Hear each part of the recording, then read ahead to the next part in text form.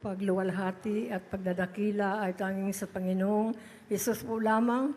Dubling paggalang at pagrespeto sa ating ginagalang nga Evangelist, Pastor Wildy Estrada Almeida. Mga paalaalang pagginto ang turo sa ating Assistant Pastor, Lina Kumon Almeida.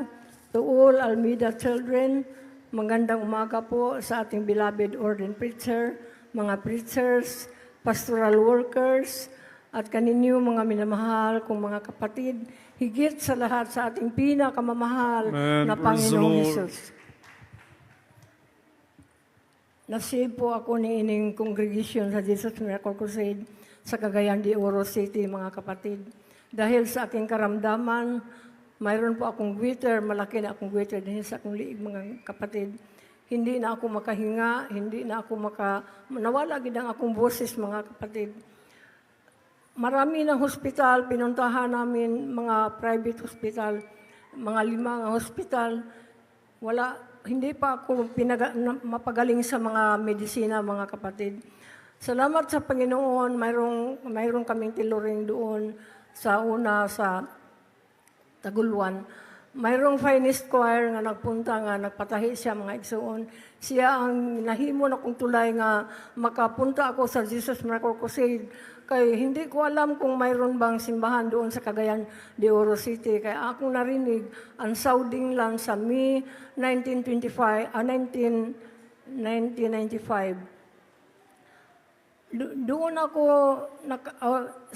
pirmi lang ako sa bahay, mga kapatid, hindi na ako makapunta sa ibang mga kanang Cagayan, kay kanang akong ginhawa, iba na ang kakuan na hindi na ako makahinga, makalakad lang ko, mahirapan na ako paghinga, mga kapatid. Yung isa ka finest choir, nagpatahi sila sa amo, mga igsoon. Mauto nga, sabi ko, mayroon din ang simbahan sa Cagayan. Uuti.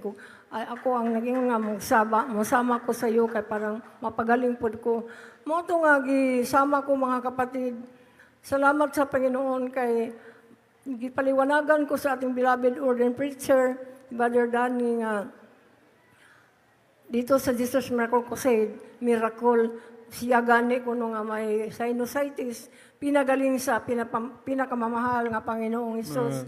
Sabi ko, sa pagpunta na ko doon, marami akong karamdaman, mayroon pa akong heart enlargement, nervous breakdown, insomnia, marami, mga kapatid.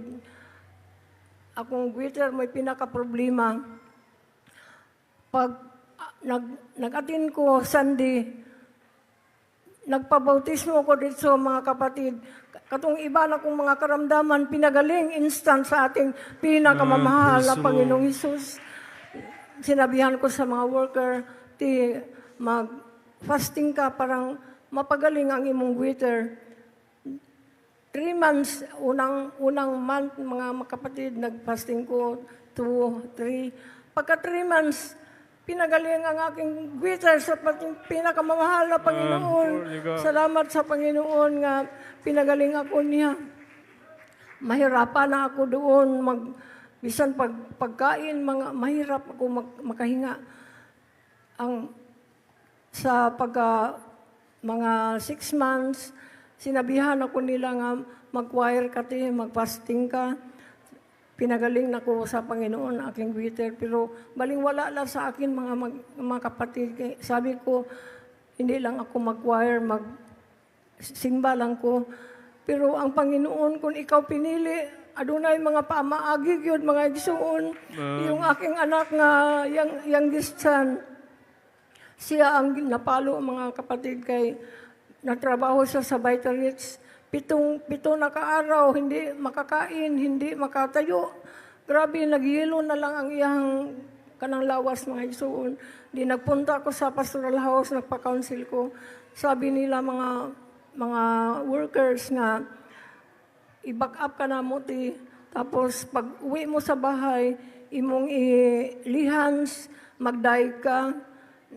Ako itong gituman, mga igsoon. Pag abot na ko anang gabi, gilihans na ko, nagday ko. Pagka umaga, nagday ko, gilihans. Pagka 10 o'clock, Naghingi siya pagkain nagpaghingi siya pagkain sa akin mga igsoon.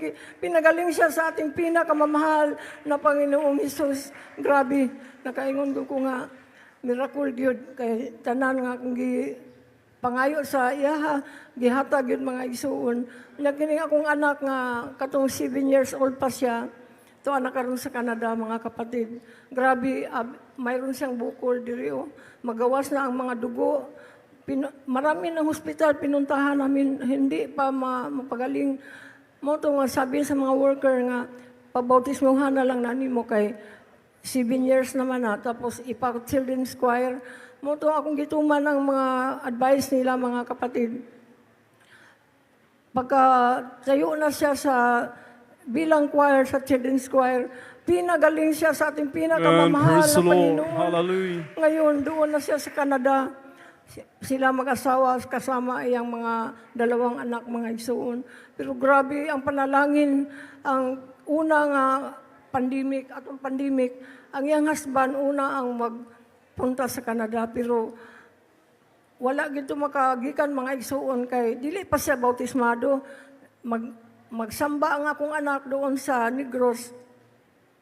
Hindi siya dili siya magpasok sa simbahan. Doon lang siya sa service. Di pabayaan na lang sa aking anak. Tapos, gihikap ang iyang kasing-kasing sa Panginoon, magsimba, magpasok na siya mga pilang panimbahon to mga igsuon, mapasok na siya sa simbahan. Natingala ang akong anak kay diretso sa nilapit sa preacher nga magpabaptize. Tapos mga igsuon, pag human niya o bautismo, mga giyan ang giasikaso ang iyang mga papel. Dali lang mga igsoon, doon siya una, doon nakakadto sa Canada. Tapos ang aking anak 1 year, nakapunta na sa mga igsoon. O grabe ang panalangin nila dito mga igsoon. Atong Pasko, binigyan sila ng sakyanan sa ilang amo. Tapos ang maraming mga regalo. O pasalamatan ako ang Panginoong Hesus kay dito. Pirmi silang makasimba kay kuhaon man sila wala pa sila service, sa mga Thanksgiving. Kuhaon sila mga igsoon. Kung salamat sa Ginoo nga nakasimba mo dito permi. O ang lahat ng kapurihan, pasasalamat ay tanging sa Panginoong Hesus po lamang.